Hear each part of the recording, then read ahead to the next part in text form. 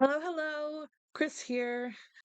It seems like my microphone may or may not just be cursed. I recorded a wonderful episode with my good friend Luna, and got, it never got recorded. So we had to record it again, and unfortunately, there were some other technological hiccups, and it caused the audio to be a little. Eh, but it's still a really good interview. I did my best to clean up as much as I could, and I would love it if you could give us a listen. Thank you, and hopefully enjoy the show.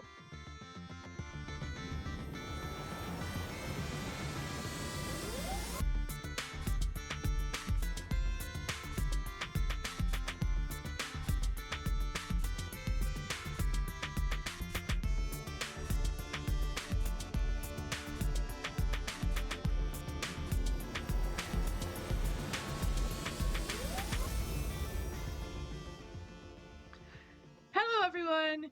Welcome to Professional Questers. I'm Chris, and I love tabletop role playing games, and even more so, I love hearing about the characters in those games.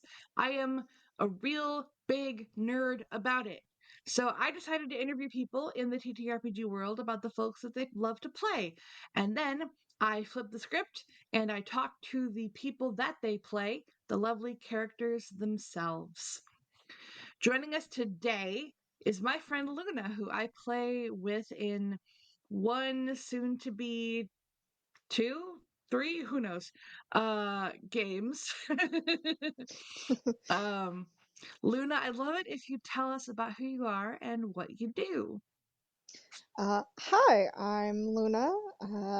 I play in Chris's Grave New World game on a stream on Dirty 20 Gaming, so that's super fun. Other than that, I am your normal, 8:30 to 5 office worker who DMs and plays D&D as much as they can. Nice. Yep, Luna is a player in my Grave New World game, which, if you are a long time listener, I guess it's been a while, but if you listen to episode 2, I interviewed the season 1 cast of that game. Luna is in the season 2 cast. We have a blast in that game, so check it out on Dirty 20 Gaming. Uh, Tell me, Luna, who are you bringing to the table today? So, since I am basically a forever DM for the most part, whenever I do play D&D, I'm actually bringing my first ever NPC I ever made, Lanphalin Roses. Awesome. So, I wrote down savvy listeners, and I'm like, you know what? Sure, you're savvy.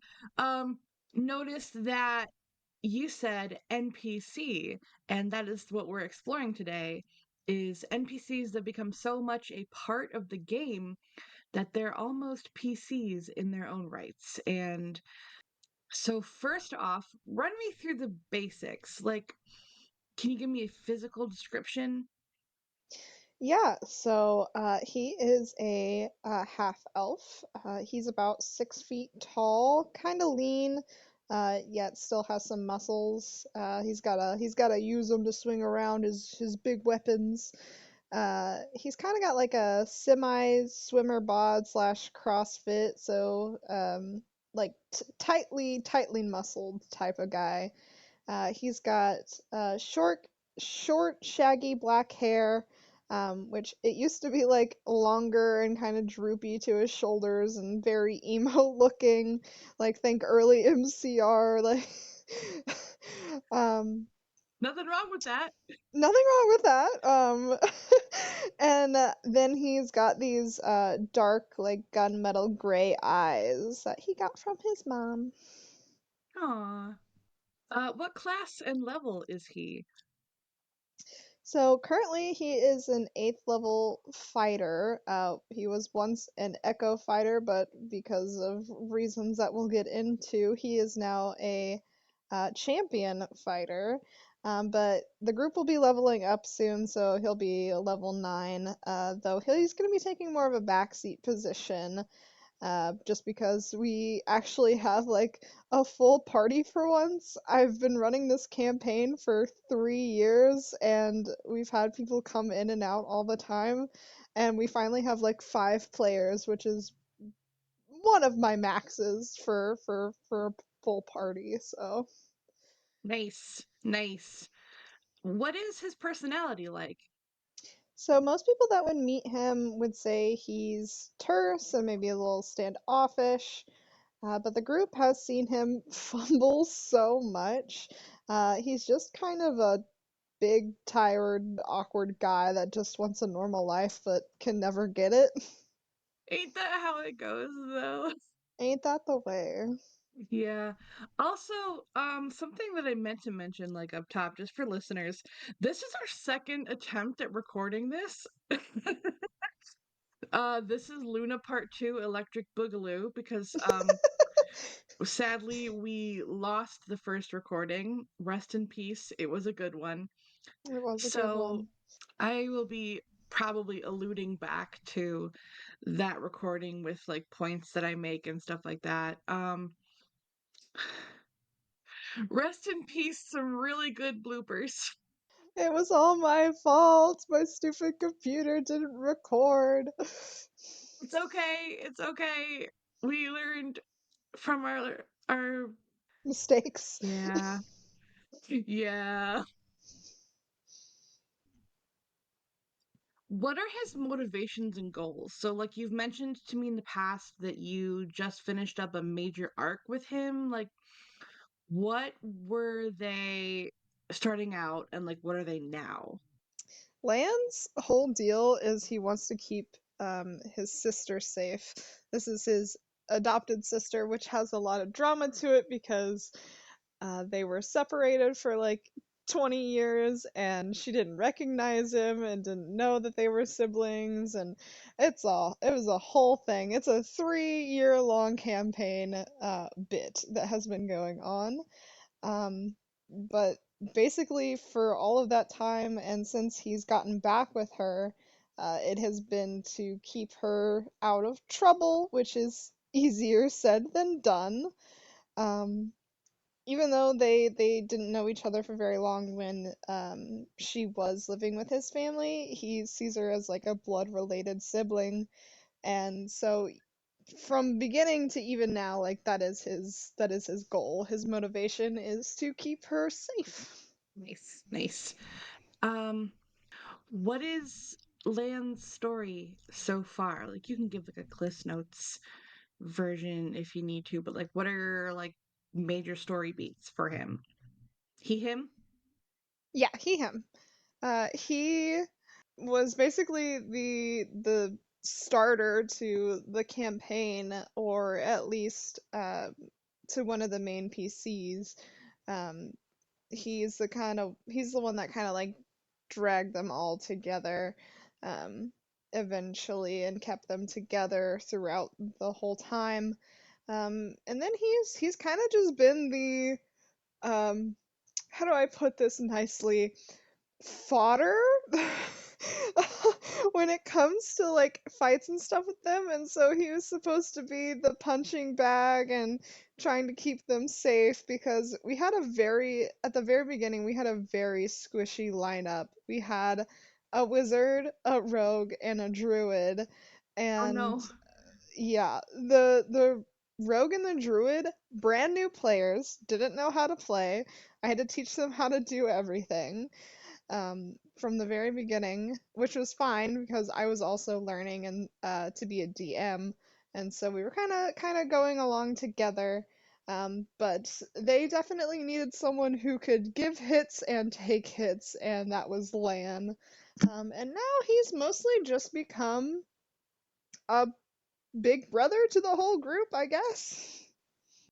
That's good though, because like maintaining NPC relationships when you cycle through so many players and like campaigns shift and players rotate, like that can be really hard. So it's a testament to how fundamental and compelling Lan is then, and we'll get into that more um as we talk about him. But in terms of like concept and inspiration, what was the spark that made you decide to make him? I know you said like he was a basically a plot device for the start of this. I guess the question becomes, was there another spark along the way that led you to develop things further and make him more substantial to this story? It was all based off of PC interactions with him. I always kind of saw him as like this guy who was just trying to keep this band of noobs alive, and he had some experience under his belt. He's a soldier, and he works for the Harpers, which is a spy faction and that kind of thing. So he had a bit more life experience, combat experience, etc. And so he was basically just supposed to be a background guy who just had to keep them safe.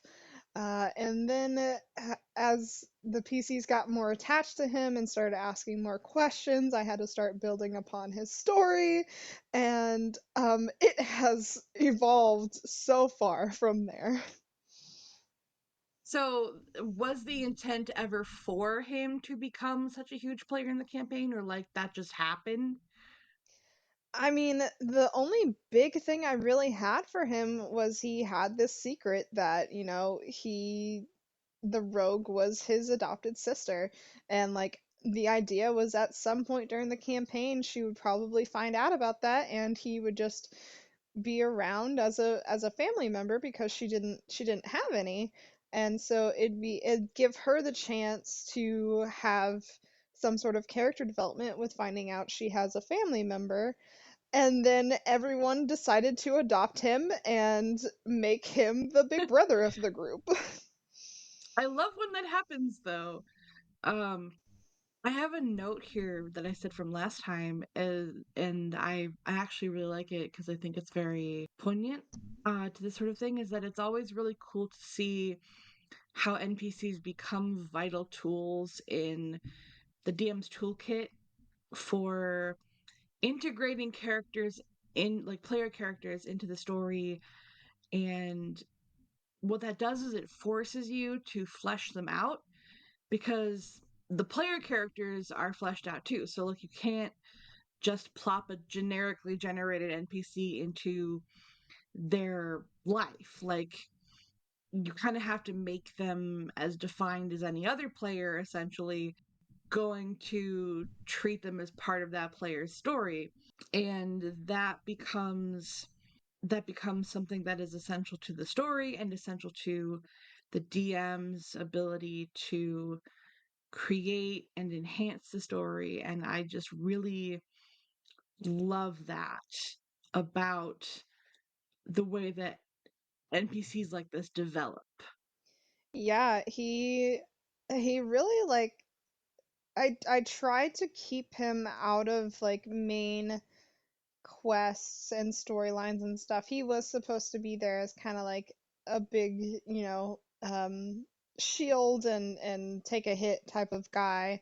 And then I had plans for one of the PCs to find out a very, very big secret, and it was supposed to kind of solidify her stance in the game. And each of the PCs had something like this within the game, but hers is one of the most like early on things. And it was of course the PC that is his sister, and so as soon as he learned that information, he basically like was stuck. He became a a pillar of this game, along with that PC, and their story has been the one that has kept this game going for as long as it has. And if she ever decided to either change her character or to leave this campaign, I I think I would have a hard time running it anymore. Oh no.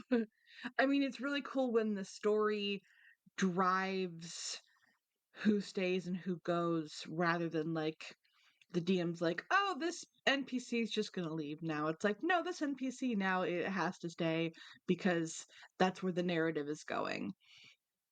Yeah, I had other NPCs that came and went. And then of course we had some players that came and went with their PCs.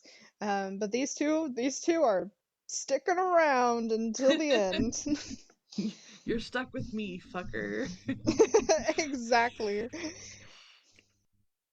Thinking about all the things that a DM has to juggle, which is so much, um, it's sometimes intimidating to use an NPC that has so much story and lore, whether it's from, from the start or like as it develops.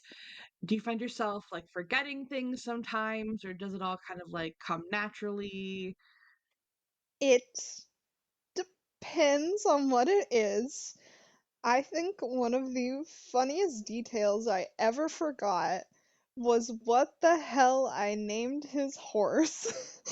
And it literally became like not an argument between like me and the players, but it was a game where we were all trying to figure out what it was. And so I ultimately just ended up naming it Oatmeal because that sounded familiar. And like, I was like, I'm pretty sure there was a horse at one point named Oatmeal. And then I went back to look through my notes and stuff a while back and like through the character sheets and whatnot. And it was actually another NPC's horse. And I was like, well, never mind. That is his horse now. Just you just took the other horse. Yeah, I renamed that other horse Applejack. So Aw. I love naming horses. There was a PC horse that a PC bot, not a PC horse. I wish someone in my games would play a horse. I think that'd be hilarious. No, but they bought a horse to get around, and it was called Knight Rider, like the car, Ooh, like the car. but with a K instead of just an N. Yes.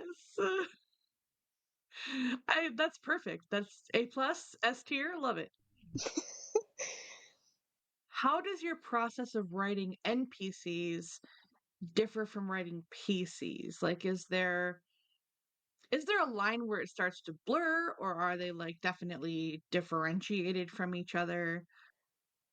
I can go a bit overboard sometimes with writing my PCs, but I really think for like the most part, my process doesn't differ too much. Everyone has, a past, present, and future in their story, and I think the only big difference is like with PCs, you build upon that within a game. So you have time to develop character development and all of that good stuff, and personalities can get more information and whatever.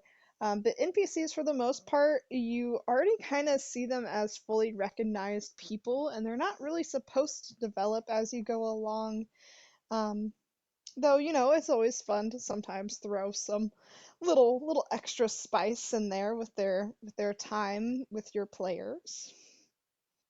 I know you mentioned in our previous attempt at an interview that land started as kind of bare bones, but do you ever start your personal like player characters as bare bones? Because I know I've personally sometimes struggled to create a character and just been like, well, I'm winging it, which I don't prefer that way, but sometimes it happens when I don't have ideas. um and it's not a wrong or invalid way to do things. I'm just kind of curious. It depends on what I'm playing, I guess. Or if I'm suddenly struck with inspiration. I have a wizard for a now canceled campaign, which we only played 2 sessions of, which I'm very sad about, but it was canceled for very reasonable reasons. But I wrote a 32-page backstory for her for no reason other than I could. Um, and then I'm playing in like a mini campaign with some friends where we're just running like a module adventure, and I made a himbo bugbear druid who literally his backstory is that he is universe hopping looking for the best rave. So, I mean, it can go from I have a name and a race and class, and that is it. Or I can go, I know the exact date and time they were born. So then, how do you compare those two processes for yourself? Which is kind of a weird, vague question. I guess it's more like, is there a difference between writing one versus the other, or do they kind of all kind of exist on a spectrum depending on what you decide to do? I think it's literally whenever the hyperfixation hits, it just depends. It's like if I am very into a character concept, I will go full ham on it and I will spend too much time and probably money on on the idea and concept. Um, but yeah, it just I think it it depends on my interest level, I guess. Fair, fair. As a as a fellow ADHD person, I totally understand that. Hmm. What did you find yourself needing to do, like, if anything, to get your players to latch on to this character? Aside from, like, the player whose backstory he was actively a part of, was it difficult to get the rest of them to invest themselves in this dude? Not really. I think on the basis that, again, two of the players were brand new and they kind of needed something to latch onto anyways. But also in the very beginning, Lan like wore a mask and he was saying that he was the rogue's parole officer, which is very strange because there is like no concept of a parole officer in those, fantasy medieval times. Like that's just a Yeah. funny concept. Um, and he was just like this mysterious, seemingly attractive guy who was also protective of the party. So I mean, how could you not be interested, right? Mystery man. Mystery man, he's probably hot. He wears a mask. Oh, He's probably hot. he has a chiseled jaw. I mean, the rest of his Yeah, face is probably hot, right? Unless his eyes are too small or probably. something, but Um, was there a particular interaction you remember where the character suddenly like clicked with the group and you knew you were in?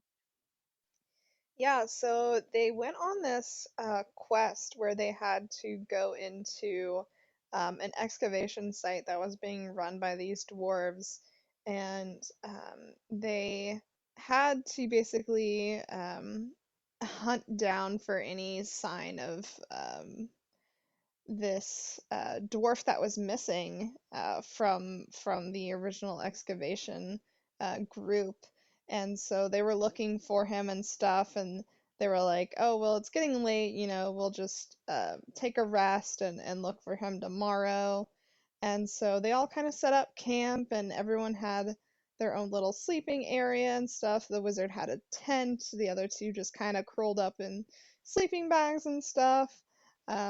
And then Lan, my overprotective, self-sacrificing boy, decided he's just like, I'll keep watch all night. It's fine. And at this point, they also didn't know what race he was. They were kind of guessing like maybe a human or something. but they couldn't tell because he was like hiding what he was.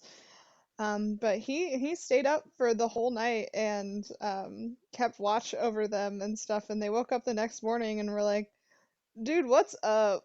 And they had to kind of confront him about it. And he's like, "I haven't slept in 3 days and I can't sleep."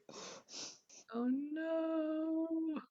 And so he basically just like became like a big wet dog in their eyes, where they were just like, "Oh my God, we have to like get this man a sleeping pill or something and knock his ass out. Get him an Ambien, something. Oh no. Fantasy Ambien. Fantasy Ambien." So we talked in the Lost recording about all the times that Lan has died with this group and been brought back to life. How would you feel if Lan permanently died? I would be devastated. So technically in campaign he's died twice, though one of those times was off screen until recently we had a session where the characters got to see some of his memories. But the second time he died was like in session, and they were facing off against some pretty gnarly rot trolls, and they were doing some massive necrotic damage, and they just kept hitting him, and he ended up going down. And we just had the introduction to a new PC because I had a friend and I was like, listen, this group needs a healer so bad. They only had a paladin that had lay on hands, and I was like, they're gonna die if they don't have someone that can either like heal long range or, whatever, to keep them alive. And so he gets knocked out. He's unconscious, and I ended up rolling a fail, and the cleric is almost halfway across the map. And then on the next turn, I rolled a nat 1 for his death saves, and Oh I no. just I just stared at it, and I think I choked, and I started to tear up, and everyone was like, "Oh God, oh no, what?" And I was like, "I just rolled a nat 1. He's dead." Like he just died. No. And I was like trying not to cry because I still had to run combat and stuff. We were like mid combat. There were 3 rot Hmm. trolls that were still alive, and the PCs could go down at any moment. And the cleric had luckily taken Revivify. I try not to check what my characters have for like spells and stuff because I don't like to metagame and all that, whatever. Hmm. Um and so she had luckily taken Revivify, but I have a rule for if a spell component costs a certain amount, then they have to buy it, because like cheap spell components, whatever. But like Revivify, that's a diamond, Hmm. that'll um take some moolah. But she came in at level 8, so obviously she would have some equipment and stuff. Hmm. And then it also turns out like her parents are super rich. And so Oh, that she was helps. she was like, "Can I stocked Revivify. Can I cast it? Do I have the materials for it?" And so I was just like, "Roll me a luck check." And she rolled Oh. really good. So I was like, "You have 3 diamonds that your parents gave you, but that is it. You will Oh have to my supply god. yourself." Like I rolled on a d4 and I was like, "You have 3 diamonds. You have to use them sparingly until you can get some more, which will be very hard because like resources like that are not plentiful around this area. So that'll be very interesting." And so she was able to bring him back up and stuff. But my God, I was a wreck. Um, I've had land for 3 years, which is longer than any campaign I've ever been in. So yeah, So I guess that kind of answers my next sort of sub question of like, do you think it would feel the same as if one of your own player characters were killed? And I'm gonna guess yes. Yeah, definitely probably more than because he's again like I've played him the most. I've gotten attached to him the most out of everyone I've ever played.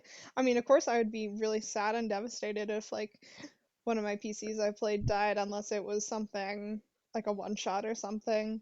My first ever campaign, I think my PC died twice, and I like cried in a corner both times, but she was able to be revived.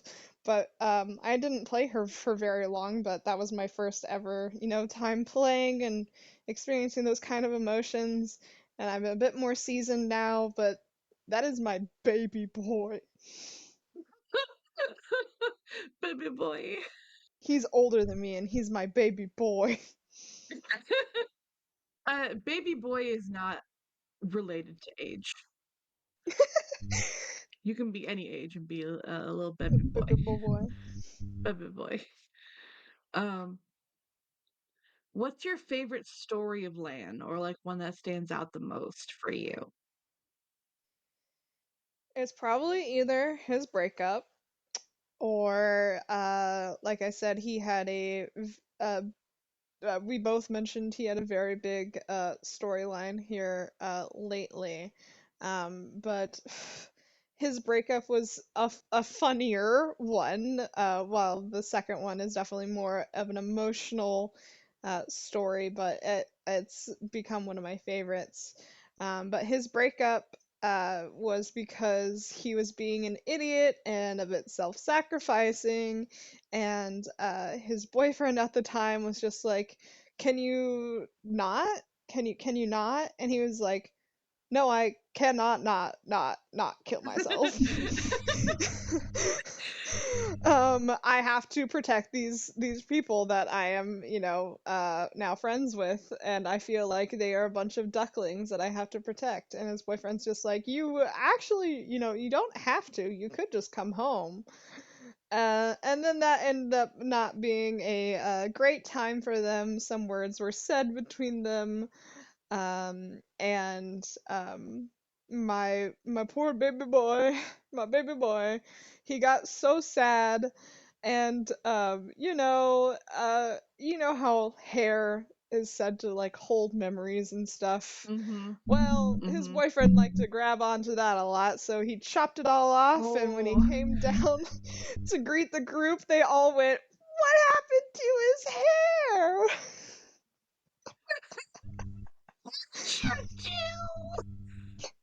Not even that his like he was crushed because this guy he was dating for I don't know like 5 6 years just broke up with him. No, it was because he cut off all his hair. Wow, priorities. Um, but the second one has become one of my my favorite, not only one of my favorite stories for him, but just like overall for the characters because they so much development happened with all of them, and like I think they've come out the other side different people, or at least they've had like changes that's happened to them. So he ended up getting cursed when he died against the fight with the rot trolls because one of the main storylines is like they're fighting against some cults, and one happens to be like a death necromancy cult. Creepy shit like that. Um, and he ended up getting cursed and was put into a coma where he would ultimately die and then get turned into a like a Death Knight warrior for the Death Cult.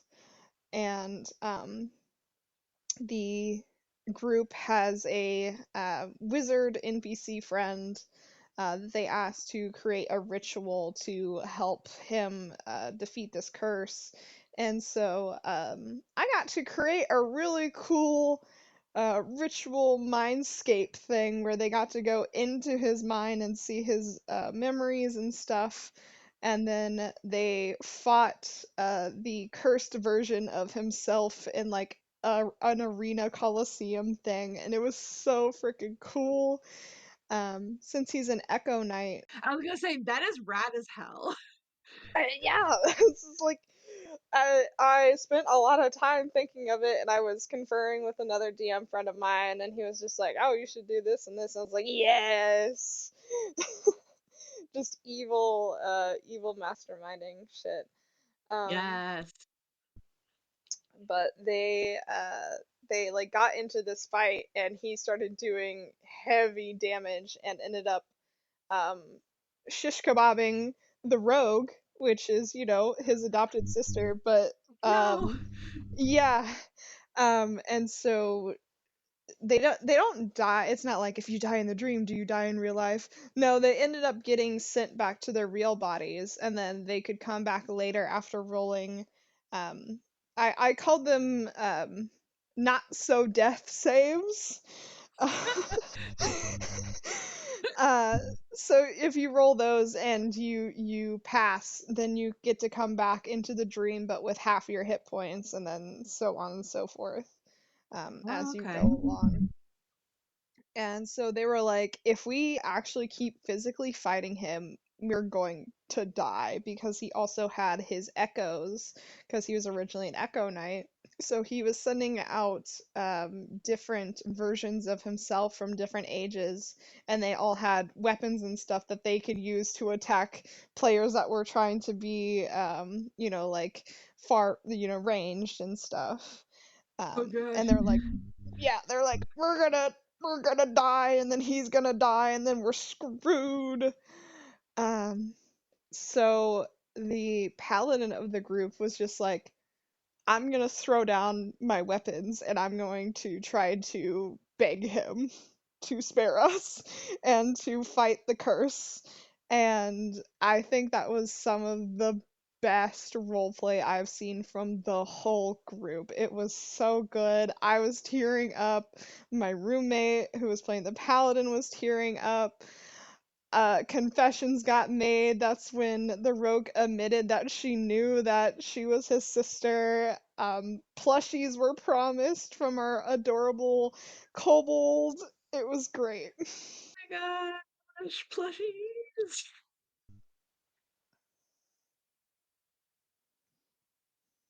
So, the last thing that I ask in the first segment of the interview is always the same. What advice would you give to your character, to Lan? He needs to stop hiding things. He's been through so much with the party, and he can trust them with his life at this point. They've brought him back from death, and they've helped him through so much. But that's what's funny too, is I am the DM, so technically I control that. Yep, yep. And that's why this question is definitely a little more interesting for this particular theme. I like the drama, okay? I mean, it's a valid argument to say that, you know, yeah, you're the DM, yeah, you control the character, but do you really control the character sometimes? Sometimes he controls me. The things that Exactly. come out of my mouth are not what I meant to say. Exactly. I feel like it's not necessarily fully like is autonomous, is that the word? It's not necessarily fully something that you have power over, I guess. You create this character, and then I know like a lot of authors say this too, the character just kind of like becomes their own thing, and you're just like channeling them. That definitely happens a lot with me. I will literally like say I don't remember anything from that session, so and so took over, and those are their memories now. That's one way to do it for sure. I mean, one way it happens, I should say, because it's not like you choose to do that necessarily. Yeah, it's like I am a note taker and I'll take notes and stuff, but then I will after like a really like hearty session, I'll look at the notes I've written and be like, "What? I don't remember any of that. What?" Why does it just say owl bear?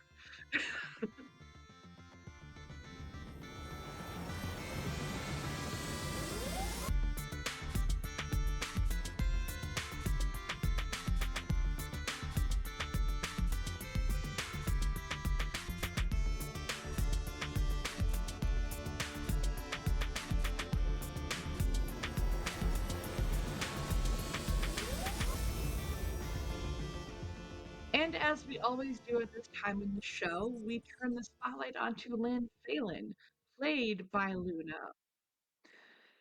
Lynn Phelan, can I call you Lan or I mean, yeah, sure. Am I dead again? no? You're not dead. You're not dead. Don't worry. I just have some questions for you before you can return to wherever you came from. But you're not dead. Sure.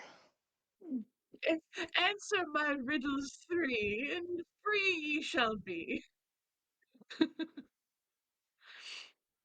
Um, what got you into adventuring? Happenstance? Um, I was only meant to be a soldier and a spy for the Harpers. Then I found my sister in a jail cell and had to get her out of there. I was only supposed to drop her off with a friend, but things don't always go to plan, do they? You sure don't. So, how do you feel about the members of the party that you're with? As much as they can get on my nerves, they're people I can trust. We're like a very strange family. You say that almost skeptically. Is that what keeps you with them? The sort of family bond? I mean, that and the fact that they'd probably die without me, or I say that and then I've died a couple times being with them, so. And yet, all of them have managed to stay alive, so I guess I've kind of changed my thoughts about that. I I don't think I could live without them. L- Literally and figuratively. Um, Miria, the woman who took me in after my parents died, she's great, but she wasn't ready to take care of a traumatized kid, and we were always more like awkward roommates. The the Valorants, they're they've been the first ones I would call friends. Is there anyone you're particularly close with? I mean, Val and I have been getting closer since the truth that we're siblings came out. There's still an awkwardness there though because it's hard to talk about those years that we were together as a family with my parents because she doesn't remember and I don't like to talk about it. But you know, I think Godric, our little kobold friends, we might actually be the closest out of everyone. We've been sharing quarters for a while, and the little guy really grows on you. Nice.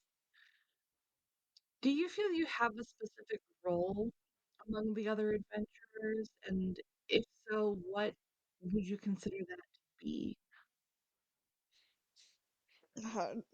Meat shield? Yeah, at least I was for a long while.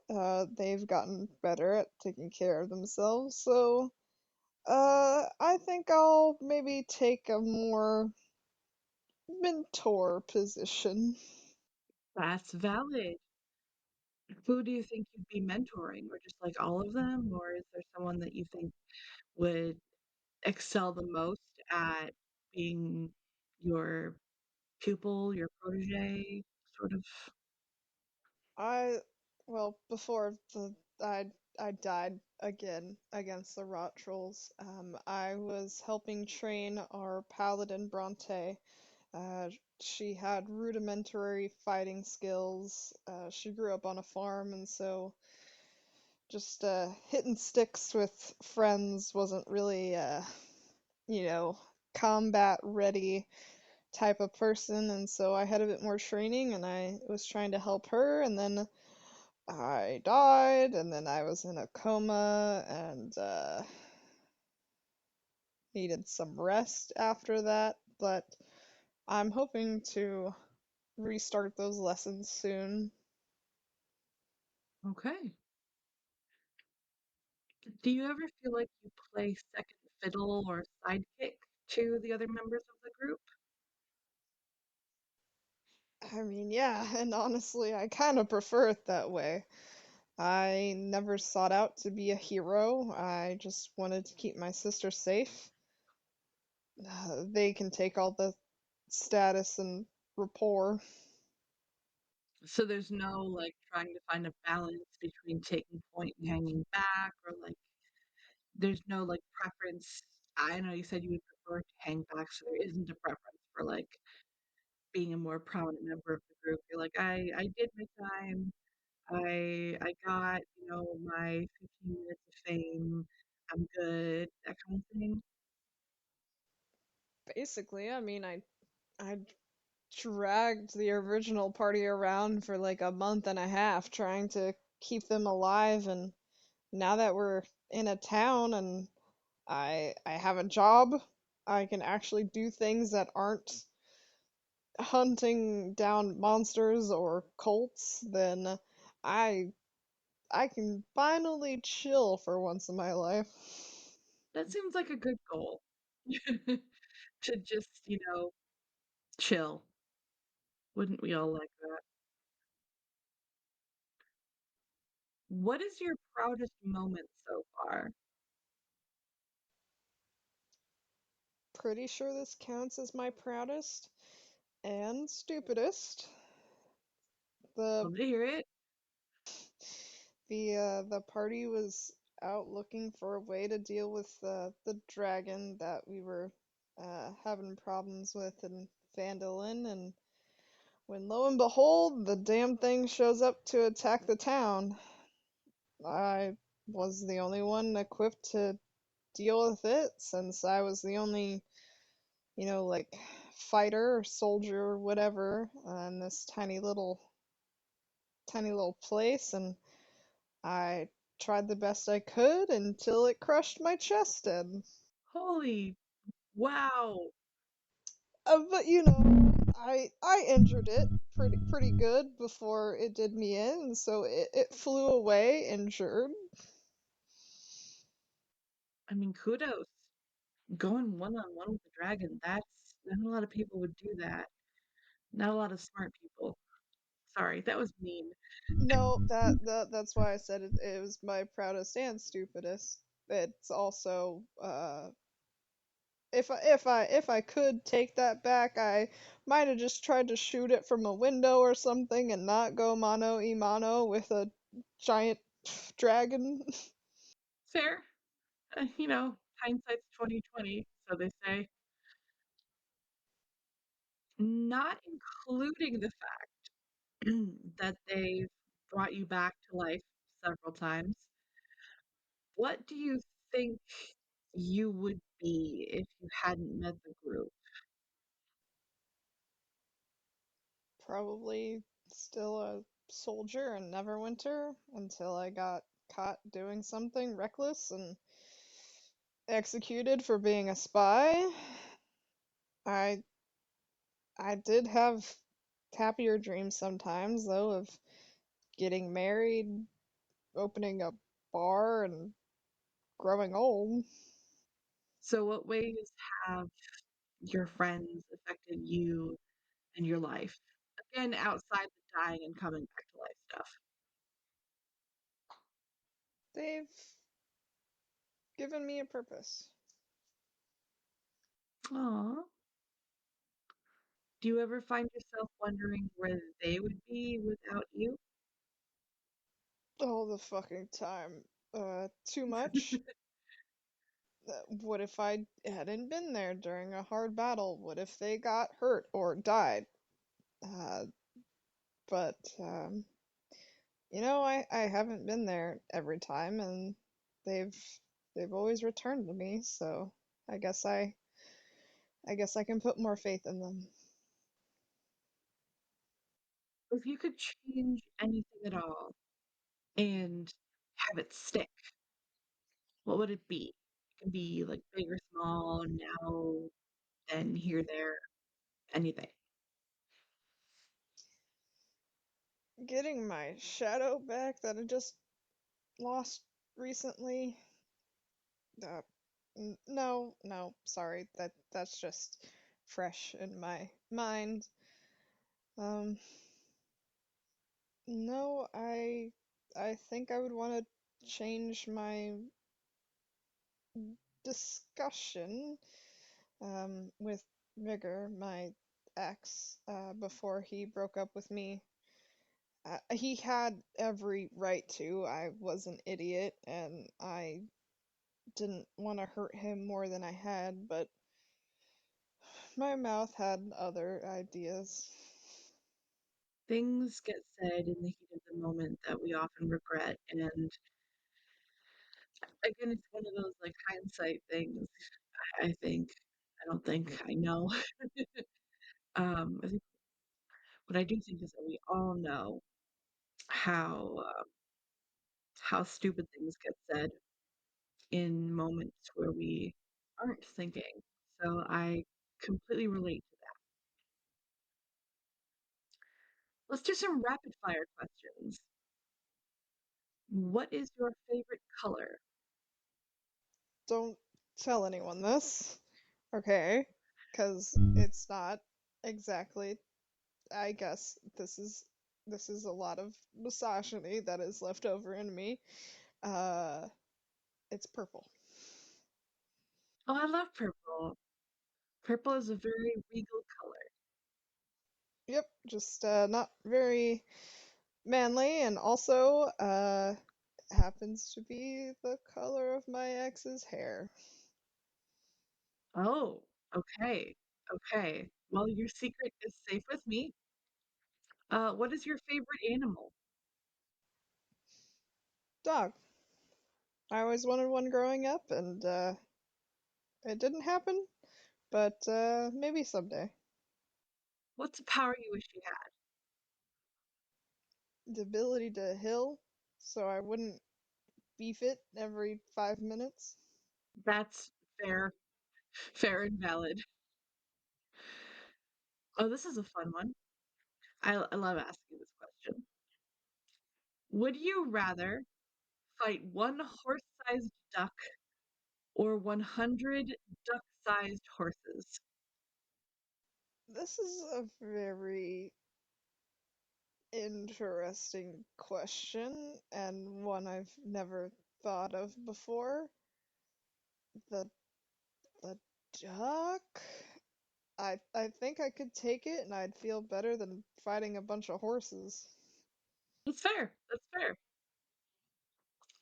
Why specifically do you think you could take the duck? And why wouldn't you want to fight the horses? I wouldn't be able to look my horse Oatmeal in the face ever again if I fought a bunch of like his cousins or something. And ducks are Okay. usually rude assholes. Okay, that's fair. That's fair. And you're right. I mean, ducks aren't as bad as geese, but yeah, they're related. I actually interviewed another another person who had a particular vendetta against ducks. So I'm noticing a pattern. And last but not least, what advice would you give your player? Yeah, I got a piece of advice. Stop killing me if you know what's good for you. Succinct, to the point? Good, good. Well, that's all for our interview with Lance Phelan. Thank you so much, Luna, for being on the show. And thank you so much, everybody, for listening. If you liked what you heard, please leave a 5-star review and send the show to a friend or a family member. If you want to support professional questers, you can donate through Ko-Fi or you can subscribe on Patreon to get lots of good bonus content and rewards like character art. I do art of the characters that get featured on every episode. So if you want to see what Lan looks like in the flesh, you subscribe to even the lowest tier, and you will get the beautiful character art and see Lan's beautiful face. You can also get bloopers and bonus interview questions at various other levels. We are also accepting applications for new guests for the show. Links to everything are in the description. You can also follow us on Instagram and TikTok and Threads at Professional Questers and join our Discord at the link below. Have a wonderful day, everyone. Thank you so much again, Luna. And to all of you, I hope your adventures are always good ones. Say bye. Bye! Bye bye.